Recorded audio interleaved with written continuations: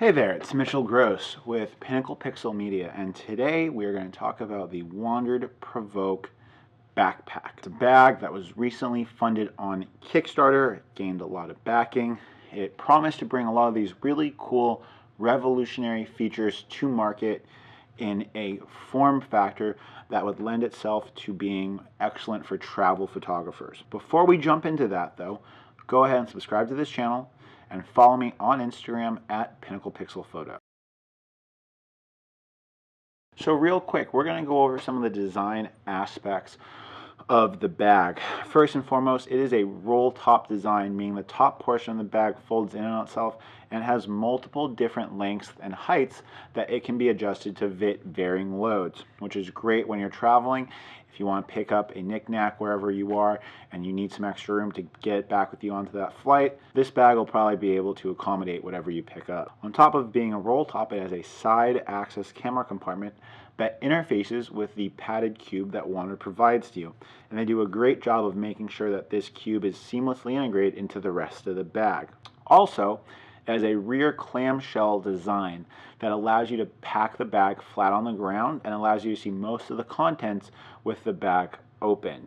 The bag features YKK zippers all around, which is a really great thing because this bag does have a lot of zippers on it. It's got a tarpaulin exterior along with some Cordura and ballistic grade materials, so the bag is made pretty well. It's got these really cool attachment points, which I'll get into in a little bit, but the bag features a lot of organizational stuff, especially on the flap to open up the camera for memory cards, camera batteries and whatnot. It also has a separate divided compartment for your glasses. One thing I don't get is why manufacturers put a key tether where you're supposed to put your sunglasses. One of the really big selling points of this camera bag are all of the little extras that it provides not only for photographers but for travelers as well. On the back of the bag there is a separate compartment for valuables and passports and cash so that it's thief proof. It's got these utility straps with custom made Wndrd hardware, and there's a ton of different uses for these utility straps, whether it be allowing you to open up the bag in tabletop mode to give you a workspace, or attaching a tripod or a sweatshirt of some type. These straps have a lot of extra length, and there's an expandable side pouch which can fit all the way up to a 32-ounce insulated clean canteen, which is a pretty big water bottle. And it really is nice that it lays flat and doesn't get in the way when it's not. You know, some of the other features that this bag have are really cool. It has an included camera strap that operates pretty similarly to the Black Rapid, except it attaches to the shoulder straps of the bag.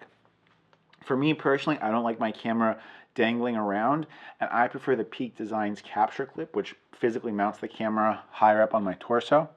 The bag's got removable waist belts as well as a removable sternum strap, and it's all done in a pretty sleek package.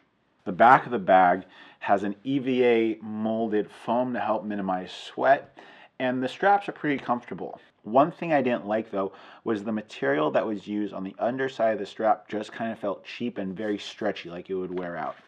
I'm really nitpicking on this, but being that I spent the money to get this bag, I wanted to make this review as honest as possible. The main compartment of the bag is separated from the camera compartment with a padded divider along with a mesh separator between the rear hatchback of the bag, and it really does a great job of keeping your things separate.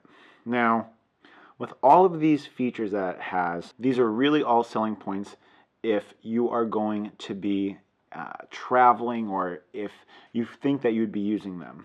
Now, those are all points and things I liked, and I think that those are all really good, valid ideas. Now to segue onto the next portion of the video, let's talk about things that I didn't like or things that didn't work for me. Truly, I feel like this is a great backpack that also doubles as a camera bag. If you're looking to use this bag as your only camera carrying option, it's probably going to be too small if you shoot full frame. I had difficulty loading in a holy trinity of lenses, being a ultra wide, a mid-range 2.8 zoom, and a 70-200 2.8. And you probably would too, unless you're a Fuji shooter, micro four thirds. In that case, this bag would be perfect and you could fit all of your gear in it. I really like the way that Wndrd has non-padded dividers so that they don't take up extra space.